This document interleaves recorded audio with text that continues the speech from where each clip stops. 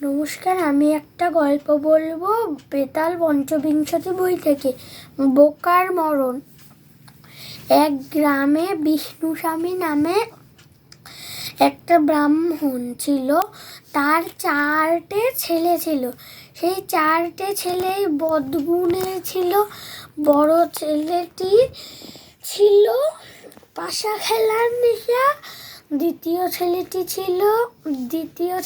ছিল চরিত্রহীন, তৃতীয় ছেলেটি ছিল নির্লজ্জ, চতুর্থ ছেলেটি ছিল নাস্তিক।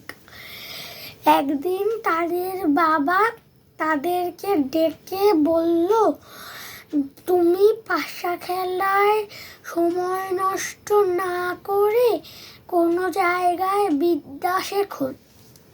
সে তার দ্বিতীয় ছেলেকে বলল, যারা চরিত্রহীন হয় তারা এই পৃথিবীতে সব থেকে পাপী। তারপরে সে তার তৃতীয় ছেলেকে বলল, যারা নির্লজ্জ হয় তাদের লজ্জা পাওয়ার কোনো ঘৃণা থাকে না, তাদেরকে সবাই ঘৃণা করে।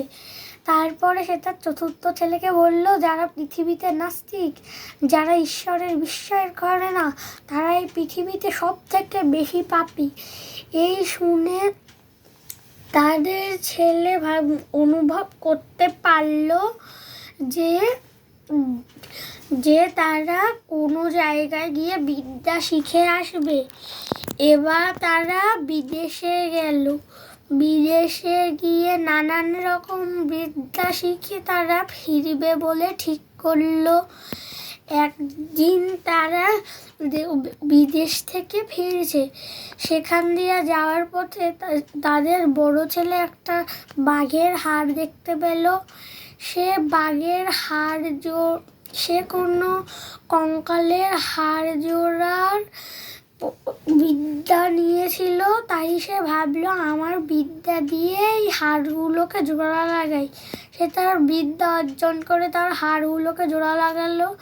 দ্বিতীয় ছেলেটি হাড়ের উপর মাংস অর্জন করা শিখেছিল, তাই সে তার বিদ্যা দিয়ে হাড়ের উপর মাংস অর্জন করলো। তৃতীয় ছেলেটি মাংসের উপর চামড়া লাগানো বিদ্যা অর্জন করেছিল, তাই সে তার বিদ্যা দিয়ে হাড়ের উপর চামড়া লাগালো। চতুর্থ ছেলেটি ভাবলো যে তার শক্তি দিয়ে বাঘের গায়ে প্রাণদান করি। সে ভাবতেই মন্ত্র পড়ে বাঘের গায়ে প্রাণদান করলো। সেই তখনই বাঘ তার স্বভাবে ফিরে গেল। সে তার স্বভাব মতো 4 ছেলেকেই হত্যা করলো। নমস্কার।